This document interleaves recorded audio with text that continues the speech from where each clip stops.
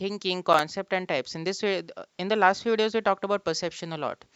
We talked about depth perception, distance perception. It was divided into monocular cues and binocular cues. Then we talked about movement perception. Then we talked about size perception. Now that topic is finished, we can get into a new topic, which is thinking, concept, and types. This topic is divided into five subtopics, which is perceptual or concrete thinking, conceptual or abstract thinking, reflective thinking, creative thinking, and critical thinking. Now let's see the introduction of this first. Thinking, concept, and types. Thinking is a higher mental process. What is thinking? Thinking is a higher mental process. In the literature, it has been defined primarily in two ways. Now, this thinking, it is defined in two ways. One says it is problem solving, and the other says it is an internal representation of external world.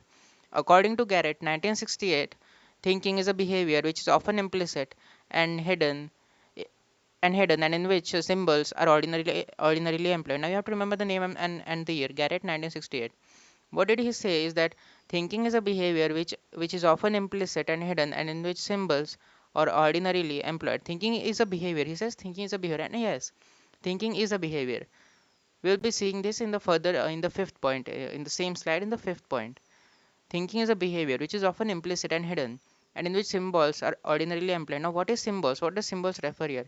It refers here concepts, images, and ideas. That's what symbols refers here. Gilmer, 1970. Now, again, you have to remember the name and the year.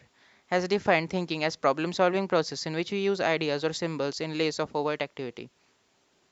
So, Gilmer says that thinking, it is defined as problem solving process, and in which we use ideas or symbols.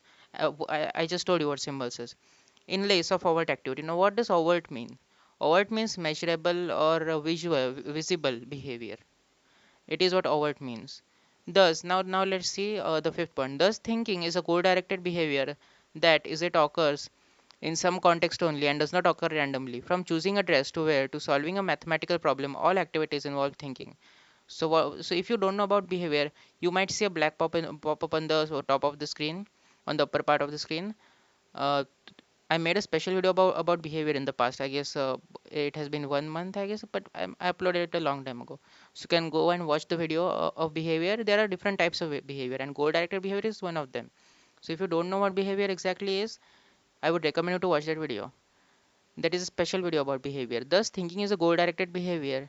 So thinking is a goal-directed behavior, and there's no need of explanation about it, because you think because of a goal, because you think because of something. As there is an example of a mathematical problem here. In order to solve mathematical problem, you think how to solve it. So thinking is a goal-directed behavior. Your goal is to solve mathematical problem, and that is the reason why you're thinking. You don't think randomly. Thinking is a goal directed behavior.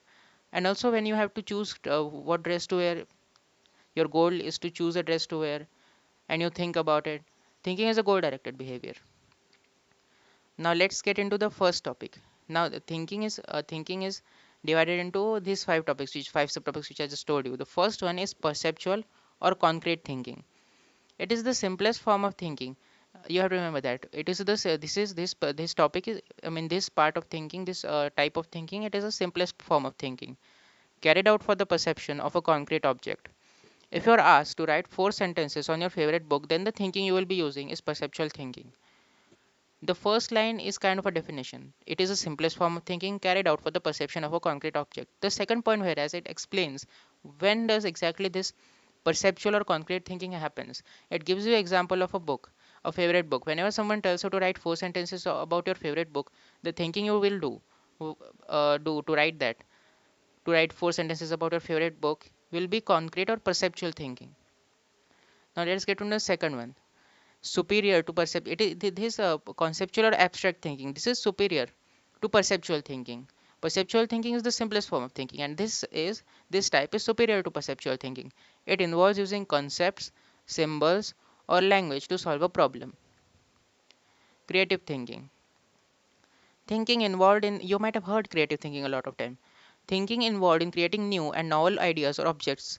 It involves rearranging the existing stimuli to create something new. This is creative thinking. By name you might understand something creative, something new. So this is exactly what this type is about. This type is about creating something new, the thinking which is involved in creating something new, or new novel or novel ideas or objects, creating new objects.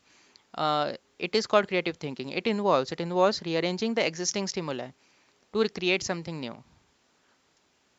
Critical thinking. This type of thinking involves in making the reasoned judgment and examining assumptions. Now, this type of thinking, it involves now critical thinking. Many of you have heard about this a lot of times. Now, this thinking is involved in making reasoned judgment or examining assumptions. In these kind of cases, critical thinking is used. And that is it for this video. I'll give you some time to take the screenshot.